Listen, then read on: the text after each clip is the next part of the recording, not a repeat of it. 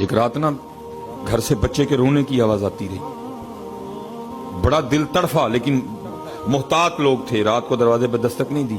صبح فجر کے بعد جب تھوڑی گہما گہمی ہوئی تو آپ نے دروازے پہ دستک دی، ایک پردہ خاتون نے دروازہ کھولا۔ آپ نے فرمایا ساری رات تیرے گھر سے بچے کے رونے کی آواز آتی رہی، خیر تو ہے؟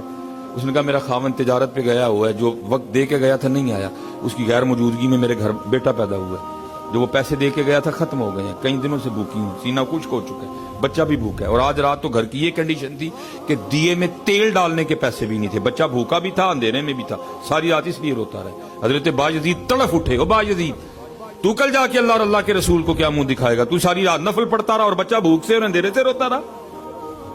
جی اس کو یاد رکھیے گا، اس کو اتنا لائٹ نہ سمجھیے گا۔ حضور نبی علیہ السلام جلوہ گر تھے، صحابہ ادرک، آپ نے فرمایا اللہ کی قسم وہ مومن نہیں ہے۔ صحابہ تڑف اٹھے، حضور قسم اٹھا رہے ہیں، اللہ کے نبی کو قسم اٹھانے کی کوئی ضرورت نہیں۔ پھر فرمایا اللہ کی قسم وہ مومن نہیں ہے، پھر فرمایا اللہ کی قسم وہ مومن نہیں ہے۔ صحابہ روکیز کرتے ہیں اللہ کے رسول وہ کون ہے جس کے لیے آپ 3 بار قسم اٹھا کے کہہ رہے ہیں وہ مومن نہیں ہے؟ آپ نے فرمایا وہ شخص جس کے کسی کام کی وجہ سے اس کا ہمسایہ پریشان ہو۔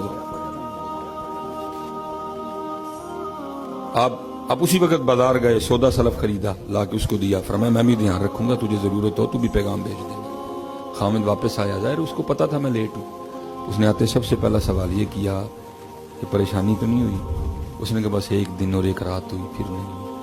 اس نے کہا 1 دن اور 1 رات ہوئی، پھر کیوں نہیں ہوئی؟ اس نے ساری بات بتائی۔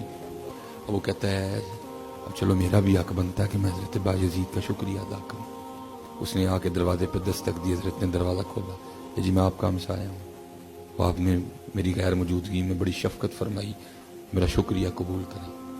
اب آگے سے اس کو کہتے ہیں شکریہ چھوڑ، یہ بتا وہ جو بچہ ساری رات روتا رہا اس پہ تو نے مجھے معاف کر دیا؟ وہ آگے سے کرتا ہے حضرت آپ کیسی بات کر؟ آپ نے فرمایا ہاں، جن سے ہم نے دین پڑھا انہوں نے جن سے پڑھا ان کو صحابہ کہتے ہیں، اور صحابہ کہتے ہیں حضور نبی علیہ السلام ہمسائے کے لیے اتنی تاکید فرمایا کرتے تھے، ہمیں گمان ہو گیا تھا کہ حضور نبی علیہ السلام ہمسائے کو وراثت میں شریک نہ کر دیں۔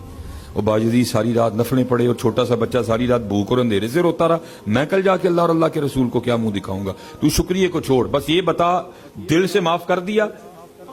اب پھر وہ بھی آگے سے عرض کرتا ہے حضور پھر آپ بھی معافی کو چھوڑیں، آپ بھی مجھے کلمہ پڑھا کے سونے دین میں داخل کر لیں۔